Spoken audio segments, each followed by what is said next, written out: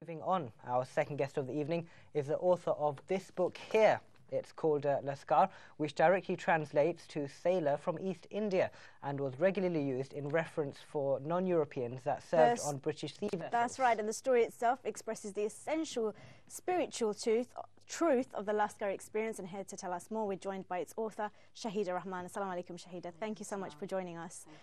Now, the Lascar is a person that we don't hear much of in history, but they were such important part, such an integral part of British colonial power structures. Why is it that this part of history is so sketchy? I think back in the time of the East India Company, when they were actually employing men from East India to work on their ships. 'Cause originally, it was Englishmen that actually worked on these ships, and it used to take 3 to 4 months to actually travel to India.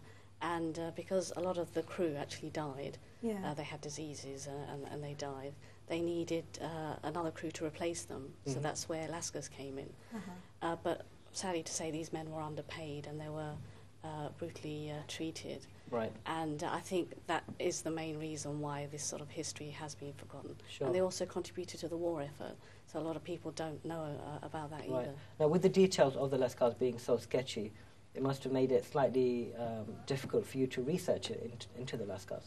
It was quite difficult, actually, yes. I did a lot of research online, but I have to say, you know, I just used a lot of personal accounts, diaries of Lascars, just to try and get that insight of what life was like for a particular Lascar. I have to say, Lascars didn't intend to settle in England. When they actually travelled here because of how they were treated, they jumped ship. And that's where the small Asian community actually grew in England.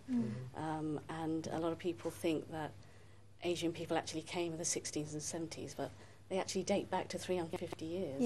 And that's when they slowly started to come, and the majority of them were Lascar seamen. And of course, your book is the story of one particular guy. You've written a novel about a life of a guy who's come to try and find out, try and get some funding because his brother has cancer, and he's interested in sort of helping his brother out. That's but right. Is that a story, a theme that was sort of the thread of the life of a Lascar? Is that something when you were researching you found that a lot of them came for these kind of reasons? I think a lot, you know, as I said, you know, a lot of them didn't actually come to settle here. They wanted to work, take the money home and settle there. But I think because they were mistreated, they did settle here.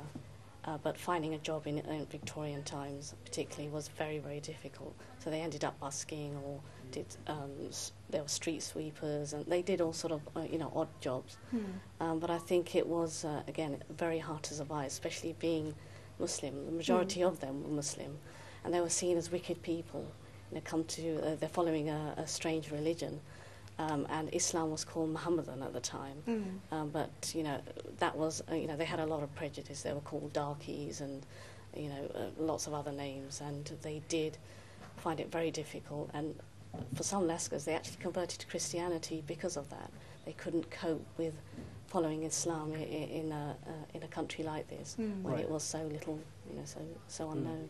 Now, this being a fairly new subject for our community, what kind of response have you got from different parts of the community that you've spoken to about this? Yes, I think it's been great, I have to say, and I've had a lot of people saying we didn't know about Lascars, we don't know who these men were.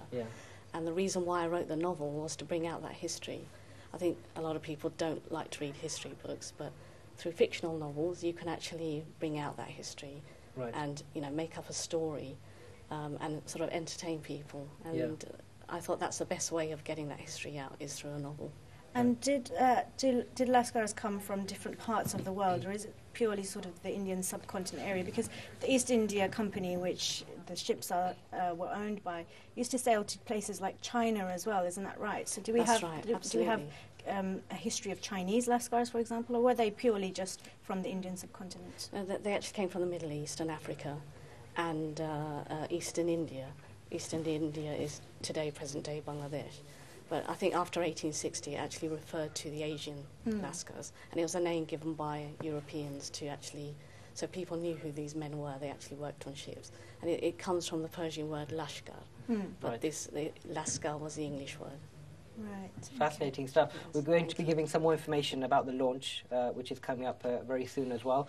Yes. You can find out lots more information about the book. It'll take place at the Drum in Right. Aston in Birmingham. More details are on my website, www.shahidarahman.co.uk. Cool. Brilliant. And you'll be Fantastic giving book. away signed copies. Yes, I'll be signing books and I'll be Yeah. talking about my novel as well. Okay. Do you need a hand there? Maybe I You can can come come along. down if you Maybe like, I can be yes. the person who stands next to you and ushers each person in. That'd be lovely. I'll Thank give you. them a copy of the book, like the one I've got here, and just pass it on to yourself. You're more than welcome. Yeah, make your job a lot easier. I've got something to do now. End of October. Okay.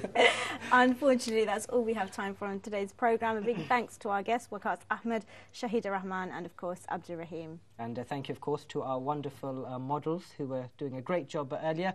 Living the Life is back tomorrow at the same time, just after 6:30 in the evening. Until then, from all of us here at Living the Life, have a very pleasant evening. Assalamu alaikum.